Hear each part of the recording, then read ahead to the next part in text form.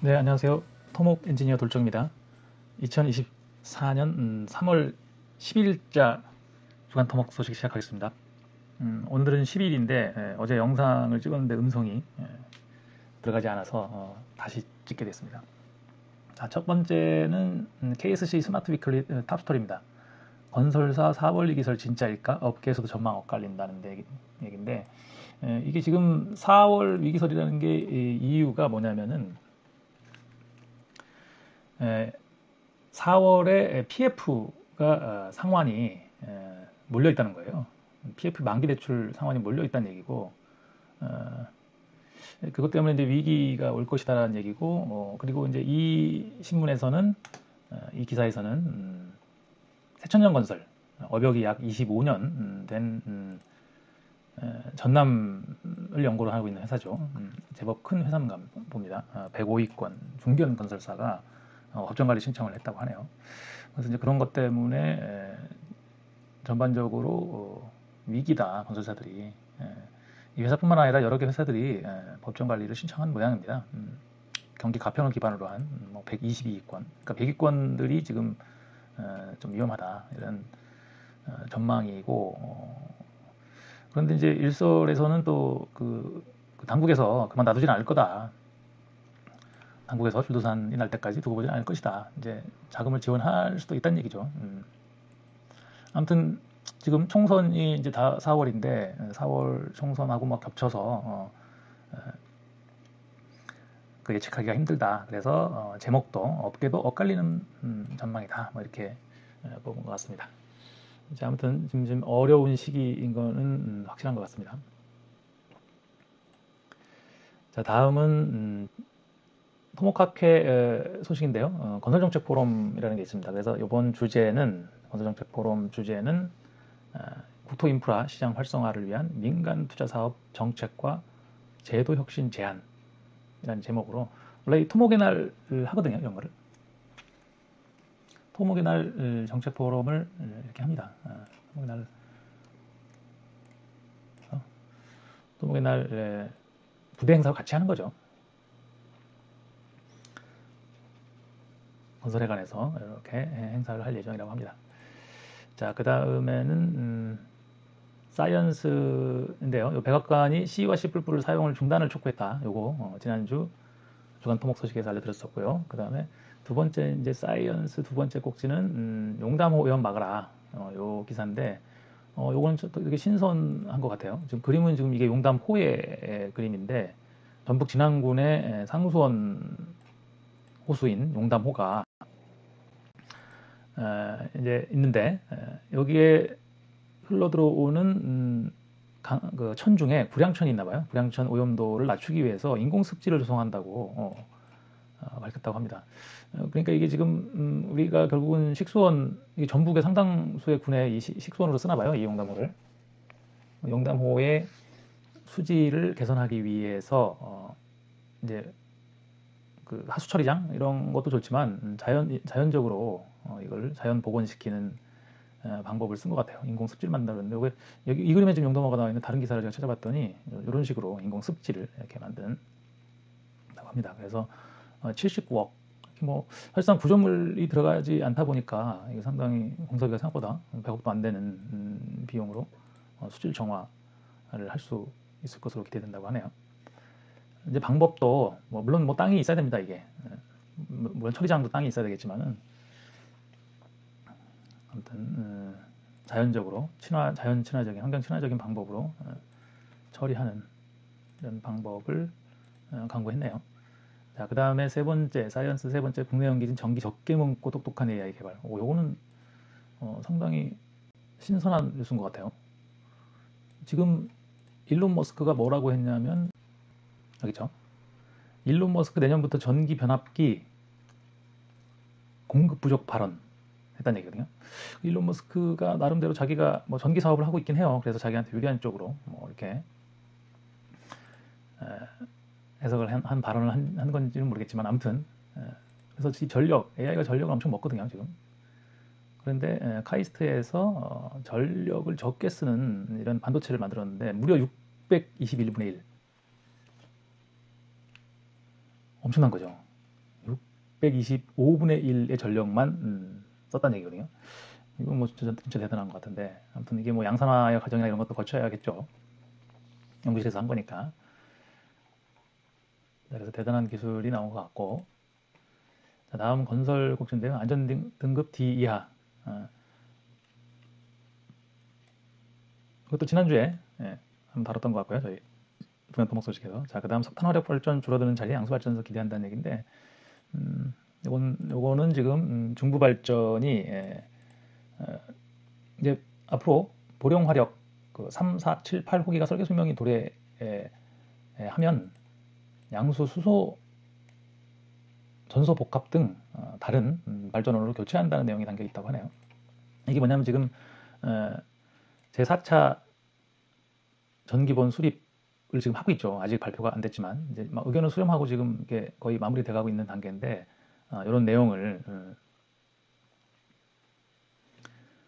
담을 것으로 예상이 됩니다. 양수 발전이 생각보다 갑자기 인기를 끌고 있습니다. 이건 우리나라뿐만 아니라 뭐 해외에서도 마찬가지인데 결국은 알리백이나 이런 쪽으로 가는, 물론 이게 이제 그 전기를 써서 물을 끌어올리기 때문에 이게 재생에너지는 아니에요. 재생에너지는 아닌데 재생에너지로 분류되지는 않을 겁니다. 아마. 그런데 이제 보완을 서로 하는 거죠. 그러니까 태양광이나 풍력 이런 것들이 간헐적으로 이제 되잖아요. 그리고 이제 화력하고 이렇게 발전 시기, 그 다음에 수요가 많은 시간 이런 것들을 조절하는데 양수 발전이 상당히 큰 도움이 된다고 합니다. 자, 그 다음에 지하철 3호선 연장, 요것도 지난주에 다뤘었고요. 그 다음에 시마르는 건설 분야 기술사, 요거는 보면은 5년새 반토막이 났다는 얘기거든요. 그래서 지난해 토목 등 신규 기술사가 610명이 배출됐는데 예전보다 많이 줄었다. 여기는 610명인가 봐요, 지난해. 예전에는 뭐 40대만 보더라도 뭐 572명이었었는데 지금 300명이 됐고 거의 이제 반토막이 났다는 그런 기사입니다. 뭐 기술사 제가 영상에서 한번 다뤘었죠. 제가 여기 오른쪽에 링크를 연결하겠습니다. 안 보는 이유는 뭘 것인가? 기술사 시험을 아예 응시율이 낮습니다. 응시율이. 응시자 수가 줄었어요. 이거는 제가 보기에는 뭐냐면은 국토부의 문제죠. 국토부가 이 건설 엔지니어에 대한 법이 없어요. 예를 들면 뭐 법무사, 뭐 이거 법무부에서 운영하는 거겠죠. 뭐 회계사 이런 법들이 있잖아요. 회계사법, 법무사법 이렇게 다 있거든요. 뭐 이 회계사법은 아마 기재부에서 운영하겠죠. 뭐 하다못해 뭐 산업부에서는 뭐가 있을까요? 유명한 전문직들 보면 산업부에 뭐 변리사법이 있겠죠. 변리사. 뭐 이런 것들 있잖아요. 근데 국토부에는 사람에 대한 법이 없어요. 사람에 대한 법. 뭐 기술사도 이것도 미래부법이거든요. 국토부에는 건축사법이 있죠. 자, 국토부는 건축사법은 잘 밀어줍니다. 지금 건축에서 생기는 대부분의 문제들이 건축사가 너무 많은 권한을 행사하고 있다. 그러니까 엔지니어링 쪽, 기술적인 것에도 건축사가 권한을 갖고 있다. 옛날 일제시대 때 만들어진 그때 관행이나 법, 제도 이런 것들이죠. 일본하고 똑같아요, 이건. 그래서 얘는 열심히 밀어주는데 기술사법은 이거는 과기부법이다, 과기부. 그러니까 기술사 법이 있어서 기술사법에 뭐 토목구조기술사, 뭐 토목시공기술사, 뭐 수자원개발기술사 이런 거 많이 있어도 국토부가 완전히 얘를 건축사처럼 밀어주지 않습니다. 남의 자식이다 이거죠. 그래서 국토부는 대신 뭘 운영한다? 기술인이죠, 기술인. 말만 바꾸면 뭡니까? 기술자에서 기술인으로 바꿨는데 등급법이에요. 기술인 등급법을 운영하고 있죠. 등급법. 뭐 엔지니어가 뭐 소고기도 아니고 뭐 특급, 고급, 중급, 초급 이렇게. 심지어는 이게 이제 뭐 기능인까지 다 포함해서 이렇게. 여기서 가장 중요한 거는 이런 자격이 아니라 자격도 일부 들어가요. 자격, 학력, 경력을 이 세 개를 더해서 역량지수라는 걸 만들었죠. 역량지수. 복잡합니다 이거. 지수, 그죠? 로그가 막 들어가요 여기에. 막. 제일 중요한 건 여기서 경력이죠. 국토부가 보는 제일 중요한 거는 경력. 경력 있으면 다 된다. 이런 식으로. 그래서 국토부는 이 건설 쪽에 엔지니어가 누구인지 이런 등급이라는 얘기는 처음부터 진입이 가능하다는, 진입해가지고 이렇게 하나 이렇게 쭉 경력 쌓으면 특급되거든요. 그러니까 자격이 없고 경력이 있는 거죠. 그러니까 이게 좋으냐 나쁘냐 좀 애매합니다. 근데 다른 그 전문 직업을 보더라도 다 법으로 운영이 되고 있는데 건설 엔지니어링만 법이 아니라 이건 고시예요, 고시. 국토부 그 대통령령도 아니고 국토부령도 아니고 고시에 있습니다. 고시에 이런 내용들이. 그러니까 이게 국토부는 엔지니어에 대한 정의조차도 없는 그런 상황이고, 그것이 결국은 엔지니어링을 붕괴시키고 있는 거죠. 지금 뭐 거의 붕괴됐죠. 사람들이 엔지니어링을 깊이 직업으로 생각하고 있다는 거죠. 설계비도 적고 뭐 아무튼 모든 것이 이제 국토부가 엔지니어 전문 법을 안 가지고 있다. 거기서부터 시작하는 거죠. 기술사법은 남의 자식이고 건축사법은 자기 자식이니까 열심히 챙기고 있다. 그런 내용입니다. 자, 다음은 글로벌 소식인데요. 첫 번째 거는 이탈리아입니다. 이탈리아에 여기 항구 도시가 있는데 여기 지금 한참 돌아와야 되는데 지하로 여기 지금 뭐 이렇게 바다도 있죠. 이렇게 해서 이렇게 새로운 해저 터널을 계획하고 있나 봅니다. 근데 이게 유럽 최대 규모의 해저 터널이라는 게 좀 이해가 안 가긴 하는데 길이도 그렇게 길진 않거든요. 3, 4km 정도? 그리고 그림도 보면은 이게 지금 아직 계획하고 있는 건데 이거 인공지능으로 그린 건지 좀 이상하거든요. 이게 물이 있어요. 이게. 해저 터널이라고 그냥 기자가 써서 물이 지나가는 거 되는지. 아무튼 그런 소식이 그 이탈리아이었습니다. 그 다음에 두 번째는 러중이 10년 후에 달에다 원자력 발전소를 짓는다는 얘기인데, 아마 이게 발전소라고 하면 우리 생각에는 뭐 이렇게 지금 막 건설 쪽에 가까운 것처럼 생각이 드는데 그렇게까지 기술이 발전할까요? 제가 보기에는 그냥 그 장치에 해당되지 않을까 생각이 듭니다. 그냥 어떤 뭐 이렇게 그죠? 뭐 이렇게 그냥 만들어서 갖고 가면 되는 거잖아요. 그냥 우주선에 실어서, 그죠? 하나의 원자력 작은, 그죠? 작은 원자력 발전소가 아니라, 소는 어디 장소를 얘기하는 거잖아요. 상당히 넓은 범위 체제인데 발전기? 그냥 원자력 발전기 아닌가 싶은데. 그렇습니다. 아무튼 우주 기술 경쟁이 대단한 것 같아요. 자, 다음은 세 번째는 이제 배터리로, 이거는 상당히 신선한 뉴스인 것 같습니다. 지금 이렇게 배터리를 가지고 이 공사를 했다는 얘기인데, 850톤짜리 이제 콘크리트 터널이라고 하는데, 이제 뭐 함체죠, 함체. 우리나라에서는 이제 이거 뭐 철도에서 이제 철도를 끊고, 그죠? 철도를 딱 끊고 밤에, 보통 밤에 작업을 하죠. 여기다 미리 만들어놨던 요 함체, 여기 함체죠, 이렇게 암거죠. 암거라고 부르기도 하고, 뭐 함이라고 부르기도 하고, 뭐 여기는 브릿지라고, 터널이라고 표현했는데, 얘를 이제 밀어넣는 거거든요. 빨리 하기 위해서. 여기서 콘크리트 탓을 할 수는 없으니까. 그때 밀어넣는 전기를, 이거를 보통 발전기를 씁니다. 발전기를 쓰는데 발전기 대신에 배터리를 썼다는 얘기죠. 발전기를 쓰면은 CO2 탄소가 나오니까 배터리를 써서 탄소를 적게 쓰고 시공을 했다. 그래서 이게 건설업계에서도 이 CO2를 어떻게 줄일 것인가를 많이 고민을 하고 있어요. 지금 전반적으로 지금 분위기가 그런 것 같습니다. 자, 그 다음에는 최신 소식을 한 번씩 보시면 될 것 같고요. 핫클립인데 세계 중에 첫 번째 게 이제 국토부에서 만든 일종의 홍보 영상입니다. 철도, 그 다음에 도로, 이런 터널들에 대해서 홍보를 만들었는데 상당히 그 광범위하게 만들었습니다. 6분짜리 영상인데 요거 제가 요약하는 기능으로 클로드를 이용해서 요약해봤는데, 아무튼 세계에서 제일 긴 게 57km나 되네요. 스위스에 아무튼 알프스를 통과하는 걸 것 같은데, 그리고 뭐 공법은 나툼과 TBM이 있다. 그 다음에 뭐 런던의 크로스레일, 그 다음에 스페인 마드리드의 뭐 M30 도로, 철도고 요건 이제 뭐 도로겠죠. 이게 우리나라에서도 이제 경부고속도로 동탄 구간, 그 다음에 평택오송 복선화 사업 등 철도와 도로의 지하화가 진행되고 있다. 그래서 국토부가 2024년부터 철도, 도로, 지하화 종합 계획을 수립하고 있다. 그래서 노선도 신설할 예정이다. 뭐 이런 기사입니다. 그 다음에 두 번째 핫클립은 이게 파리 얘기예요. 파리가 지금 1조 원을 들여가지고 이 센강을 지금 수질을 개선하려고 하는 프로젝트를 진행 중이라는 얘기예요. 야, 이게 참 100년 만에 처음으로 강을 수용할 수 있게 만들려고 하고 있다. 그래서 뭐 빗물 저장 및 유역을 관리하는 건설 유출수를 우리가 오래된 도시다 보니까 당연히 우호수 함유식일 거고요, 그죠? 오수하고 우수가 같은 하수관을 통해서 강으로 유입되겠죠. 그걸 분리해가지고 하수 처리장 만들고 이런 게 쉬운 사업은 아닙니다. 오래된 도시일수록 그렇겠죠. 서울도 지금 우호수가 거의 함유로 돼 있거든요. 그러니까 비가 오면 그 물들이 다 하수 처리장으로 가고 평소엔 당연히 이제 그것들이 하수 처리장으로 가긴 가는데 그런 것들이 그 분리가 안 돼 있어서 그렇겠죠. 이 파리의 그 센강의 수질은 아주 유명한가 봅니다. 수영 대회가 뭐 취소되기도 하고 그랬나 봐요.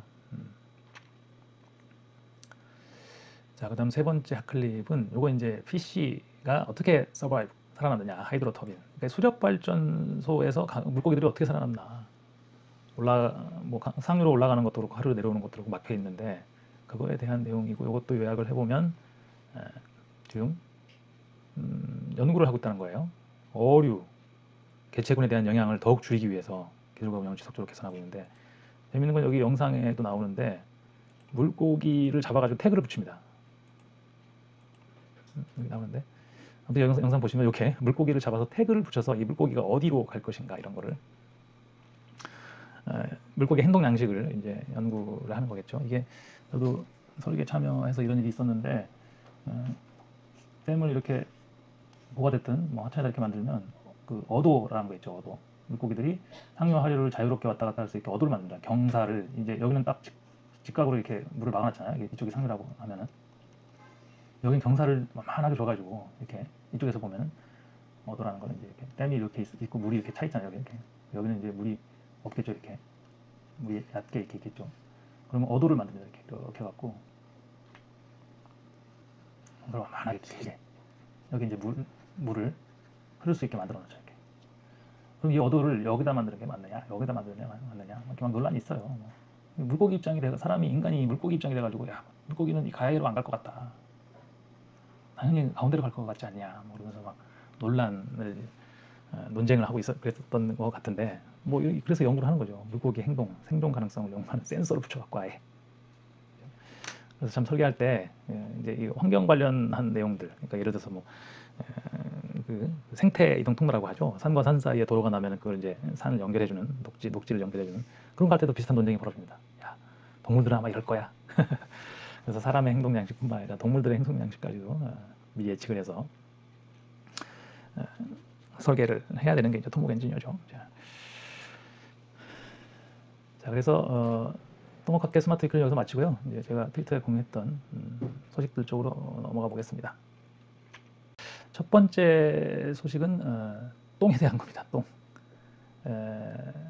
가축을 키우면 이제 배설물이 나오고 분뇨가 있잖아요. 그거를 이용해서 가스가 나오겠죠. 그 가스를 이용해서 이제 전기를 생산하는 이제 그런 내용입니다. 인간이 그 에너지를 얻기 위해서 화석연료를 썼는데 그 화석연료가 이제 오히려 또 인간을 위협하게 되는 이런 상황이 돼서 다양한 방법으로 지금 에너지를 얻으려고 노력을 하고 있고 바이오 가스를 이용하는 거죠. 근데 저도 이게 보니까 상당히 괜찮은 기술이긴 한데 이제 냄새도 잡고 여러 가지 이제 이점이 있긴 한데 이게 모으는 게 쉽지는 않을 수 있거든요. 그래서 이게 사실상 모으는 게 문제가 아닌가라고 이제 제가 멘트도 남겼는데 이게 여기 한 군데 있는 건 아닐 거잖아요. 여기 모아와야 되는데 그 수거 시설이 필요한 거겠죠. 우리 이제 쓰레기 수거하듯이 그런 거를 수거할 수 있는 시설이 차로 다니면서 하든지 그럼 또 그 모으는 과정에서 또 차가 이산화탄소를 배출할 수도 있겠네요.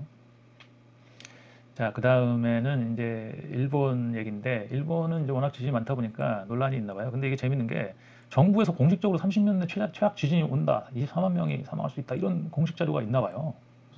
그래서 그런 자료들이 당연히 이제 과학자들이나 이런 사람들이 냈겠죠. 정부가 예측했다는 얘기거든요.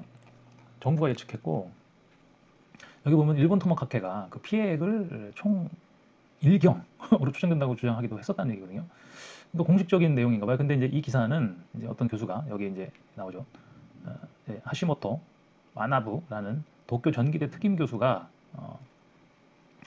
30년 이내에 7, 80%라는 주장에 대해서 신력이 없다 이렇게 얘기를 한 거예요. 그런 이제 그런 그 근거로 사실상 주기설이라는 게 있는데 예전에 그 기록들이라는 게 그게 뭐 과학적으로 증명되지 않은 것들이지 않냐. 그래서 그건 아니다. 근데 참 이렇게 큰 지진이 올 수 있다라고 경고하는 것 자체는 사실상 뭐 틀리면 다행인 거고 맞으면 이제 대처를 잘 한 거잖아요. 그래서 보통은 이렇게 과학계에서는 이런 거를 이제 경고하는 그런 위험에 대한 경고는 뭐 하는 게 좋다 이렇게 분위기가 형성돼 있지 않을까 싶은데요. 오히려 이제 이런 사람은 리스크가 있는 거잖아요. 그죠? 이 교수는 만약에 그런 지진이 나면 야 안 난다며 이렇게 되는 거잖아요. 그런 지진이 안 나면은 뭐 그냥 이런 거 이렇게 날 수 있다는 7, 80%는 이거는 잊혀지는 거죠. 그냥 다행이네 그냥 지나가는 거고 났을 때는 이 사람이 야 너 안 난다며 하면서 오히려 비난을 받을 수 있기 때문에 일단은 위험은 최대한 크게 예측하는 게 좋을 수도 있겠죠. 근데 과학자들은 이제 정확한 예측을 하고 싶어 하지만 nobody knows라는 얘기죠. 제가 여기도 썼지만 어떻게 예전 그 기록을 가지고 예측할 수 있냐 이거죠. 자, 그 다음에는 이제 안성구리 고속도로가 이제 개통된다는 소식인데요. 여기 안성구리가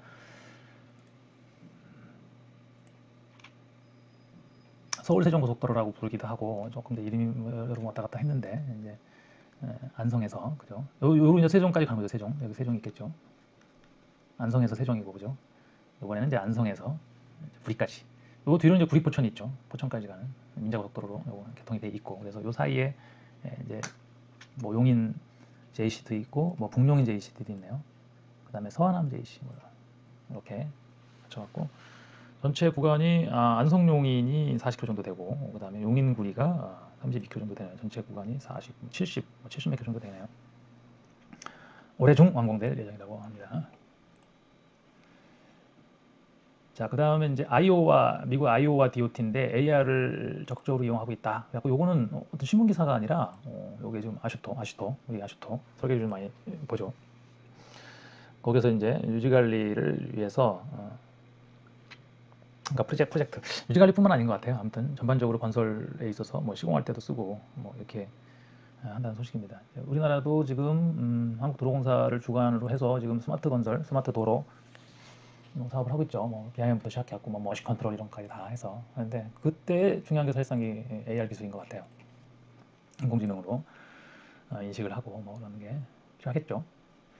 자, 그 다음에 MS가 수학 전문 SLM, LLM이라고 우리가 보통 하는데 이건 그 라지 랭귀지 모델이 아니라 뭐 스몰 랭귀지 모델이라고 하는 오르카 메스를 출시했다고 그러는데 요거는 뭐 성능이 다른 모델보다 뛰어나다는 것보다는 그러니까 10분의 1 크기의 모델로 10배 큰 모델과 성능을 비교해봤더니 큰 차이가 없더라 이렇게 하면서 결국 이게 챗GPT나 오픈 AI의 GPT-4나 그 구글의 제미나이 울트라보다는 성능은 낫다는 얘기죠. 제외한 이 두 개를 제외한 대부분의 70억에서 900억 개 매개 변수의 LLM보다는 뛰어났다. 그래서 적은 모델로 큰 성과를 냈다는 그런 겁니다. 사실상 그 수학 쪽으로 많이 투자를 하고 있어요. 사실상 논리잖아요, 수학이. 그래서 세상이 이제 수학으로 이루어졌다 이런 얘기도 있는데 수학을 완벽하게 해버리면은 인간이 지금 여태까지 할 수 있는 하는 연구 이런 것도 인공지능이 할 수 있을 것 같아. 인간을 훨씬 뛰어넘어서. 그래서 수학 쪽으로 많이 투자를 하고 있는 모양입니다. 자, 그 다음에 요거는 이제 그 GTX의 대심도 지하터널 피난 안내 로봇이라고 했는데 피난을 안내하는 로봇인 거죠. 피난을 안내하는 로봇이 뭔가 했더니 내용을 읽어보니까 이런 거더라고요. 터널이 이제 이렇게 있겠죠. 이렇게 터널이 이렇게 있으면 정방향으로 길잖아요. 뭐 유연 터널 같은 경우는 뭐 엄청 길죠. 그죠? 근데 이제 이게 뭐 CCTV나 이런 걸 중간중간에 설치해갖고 여기서 벌어진 상황, 뭐 열차에 이렇게 막 예를 들어서 불이 났어. 이렇게. 불이 났어요. 불이 막 났는데 이런 것들을 CCTV로 정확하게 여기서 상황 판단을 하려면 CCTV 엄청 촘촘하게 달아야겠죠. 사람들이 내려서 어디로 대피를 해야 되는데 여기 이제 뭐 당연히 수직구가 있거든요. 이렇게 피난 통로가 있죠. 근데 여기까지 안내하고 이런 게 이렇게 뭐 몇백 미터마다 있는 것도 아니고 몇 킬로마다 하나씩 있을 텐데 그러면 이제 이걸 방송 기기나 이런 것들을 촘촘하게 설치하고 CCTV로 이걸 바라봐야 되는데 이게 뭐 엄청나게 촘촘하게 있어야겠죠. 거리가. 그러다 보니까 이제 이거는 피난 로봇이라고 그래가지고 이제 피난 안내 로봇이라고 그래갖고 안내를 하는 거죠. 그러니까 여기 이제 레일이 달려 있나 봐요. 로봇이 이렇게 레일을 쫙 따라가면서 이동하는 거죠. 쫙 이동해갖고 불난곳까지 이제 이동을 해서 카메라가 장착돼 있다고 합니다. 그래서 사람들의 행동이나 이런 걸 보면서 사람이, 결국 안내나 이런 건 사람이 하겠죠. 인공지능하는 게 아니라 사람이 상황을 보면서 뭐 대피를 어떻게 하시라, 자 앞쪽으로 달려가세요, 뭐 뒤쪽으로 달려가세요, 뭐 그런 식으로 안내 방송도 하고, 뭐 이런 시스템이 이 레일을 따라서 쫙 이동하면서 빠른 속도로 이동하면서 간이 궤도를 고속으로 주행하면서 현장을 관리한다. 터널에서 가장 중요한 건 사실상 재난 상황에 어떻게 대처할 것이냐, 그게 제일 중요하죠. 뭐 바깥하고는 틀리게, 열린 공간하고 틀리게 폐쇄된 공간이다 보니까 불이 나거나 어떤 위험이 닥쳤을 때 바로 밖으로 나갈 수도 없고, 뭐 그렇기 때문에 뭐 하다못해 응급 환자가 생겼다고 해도 마찬가지거든요. 자, 그 다음 소식은 요 내용인데, 이거 참 안타깝더라고요. 이게 지금 무슨 내용이냐면은 전주천에 이렇게 옛날에 버드나무가 천이 이만큼 있죠. 근데 안에 이렇게 유심브라울, 우리가 보통 유심브라울 그러죠. 평소에 물이 많이 흐르는 요 구간에 있던 버드나무를, 뭐 꽤 오래된 버드나무겠죠. 이게 싹 베버린 거예요. 전주시에서. 그래갖고 시민단체나 환경단체가 상당히 반발을 하고 있는 모양입니다. 근데 이게 내용을 읽어보면 이렇게 버드나무가 많았었는데, 이렇게. 근데 내용을 읽어보면은 이제 전주시장, 시민단체 쪽에서는 전주시장이 이거를 밀어버리고 뭐 친수공간 사업을 하려고 하고 있다. 친수공간. 뭐 공원 같은 거 만들고 뭐 데크 만들고 막 이런 거예요. 근데 이제 시민사회단체는 야 이거 버드나무 좋았었는데 왜 뱉냐? 그러고 이제 싸우고 있는 모양입니다. 사실상 이수냐, 이용하는 거죠. 이수. 그다음에 치수냐. 치수는 이제 물을 관리하는 거예요. 안전이죠. 안전과 그다음에 편의, 이 사이에서 이런 시설을 만들고 뭐 배내고 그런 과정에서 상당히 이제 항상 이게 서로 상반되는 거잖아요. 근데 이제 중요한 건 그런 것 같아요. 엔지니어 입장에서는 저런 게 있다고 그래갖고, 저런 게 있으면, 나무가 있으면 당연히 통수하면 줄겠죠. 근데 중요한 거는 나무가 있어도 괜찮냐를 판단하는 거겠죠. 나무가 있어도 괜찮냐, 그죠? 나무가 있어도 괜찮냐, 어느 정도 수용할 것이냐, 그런 것들이 엔지니어가 이제 판단을 해야 되겠죠. 자, 그 다음 소식은 이제 이건데, 샘 올트먼, 그 다음에 일론 머스크까지 AI 시대 수학교육 강화해야 된다. 수학교육을 강화해야 된다고 이제 서명운동을 하고 있나 봐요. 그래서 이 내용인데, 저도 여기는 동의합니다. 이제 AI 시대가, 이제 AI가 인간의 경험을 뺏어가거든요. AI가. 우리가 마치 이제 옛날에 암산으로 많이 하던 것도, 그 다음에 뭐 가족들 전화번호 다 외우고 다니는 것도 이제 핸드폰이나 이런 거에 의지하는 것처럼, 전자계산기에 의지하는 것처럼, AI가 이제 우리가 하는 상당수의 업무나 일처리를 AI가 대신하게 되면, 그럼 인간은 뭘 해야 되냐? 저는 오히려 인간은 더 공부를 해야 된다고 생각해요. 이론. AI라는 건 여태까지 사람이 한 것들을 바탕으로 뭔가 만들어 놓은 거, 옛날 기술이라는 얘기죠. 오히려 거꾸로. 이 AI 기술은 최신 기술이지만 AI가 공부한 건 인간이 만들어 놓은 옛날 기술이라는 거예요. 그러면 실제로 인간은 새로운 걸 만들기 위해서는 더 이론에 집중을 해야 되는 거 아닌가. 그래서 수학 교육을 더 강화하자고 이 교수인가 봐요. UC 버클리 젤라니 넬슨 교수가 서명 운동을 하고 있나 봐요. 수학 교육을 강화하자. 이렇게. 옛날에 이제 한창 코딩 교육 해야 된다고 애들부터 초등학교 때부터 이렇게 했는데, 뭐 실제로 코딩도 이제 스킬에 불과한 거죠, 사실상. 이제는. 왜냐하면 언어 모델이라는 게 코딩도 해주고 있잖아요. 그러다 보니까 오히려 이제 수학 이론 강화하자는 그런 내용입니다. 교육이 중요하죠. 자, 그 다음에 요거는 이제 제가 지난주에 올린 영상인데, 제가 이제 링크를 달아놓겠습니다. 자, 여기 보면 이제 요런 우리가 흔히 많이 쓰는 그 다이아그램과 공식입니다. 이경관 연속보의 부재력, 반력, 율포하는 요 다이아그램과 공식이거든요. 그러니까 이거를 AI가 얼마나 잘 인식하는지, GPT-4와 제미나이 어드밴스요. 최신 모델이죠. 이 두 개를 비교를 해봤습니다. GPT-4가 훨씬 더 뛰어난 기능을 가지고 있는 걸로 판단이 됩니다. 자, 그 다음에는 이제 마지막 소식인데, 평택 얘기예요. 평택이 도시철도망을 구축을 계획을 하고 검토하고 있다는 거예요. 그래서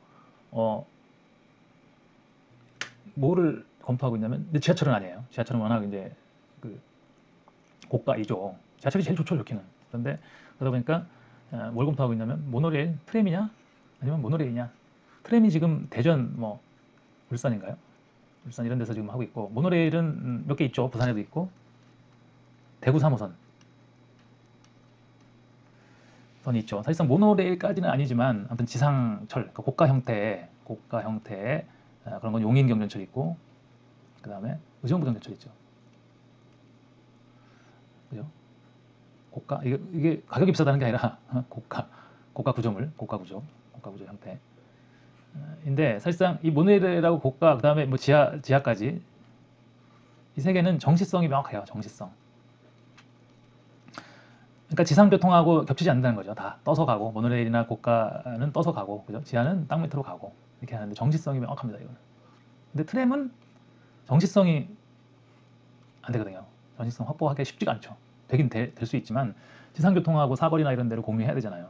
그죠?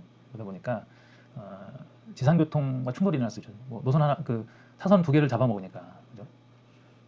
그래서 그런 것들 때문에 아마 고민을 하고 있는 것 같은데 아무튼 계획을 이제 도철도를 놓으려고 계획을 하는 걸 검토하고 있는 거죠. 그래서 아무튼 조사를 추진 중이라는 얘기죠. 자, 아무튼 뭐 시설을 만들면 편리해지는 건 맞는데 그것을 돈을 얼마큼 들여서 어느 정도 규모로 할 거냐 이런 건 사실상 판단을 내리기가 쉽지가 않아요. 그런 걸 모든 시민들을 상대로 뭐 투표를 할 수도 없고 그죠? 위정자들 그러니까 자치단체장이나 이런 사람들이 결정을 하게 되는데 아마 국비 보조도 있기는 있을 거예요. 하지만 뭐 지자체에서 상당 부분을 감수해야 되기 때문에 쉽게 결정 내리기는 어렵죠. 자, 그래서 평택 도시철도 계획까지 기사까지 해서 이번 주 주간 토목 소식을 모두 마치도록 하겠습니다. 네, 감사합니다.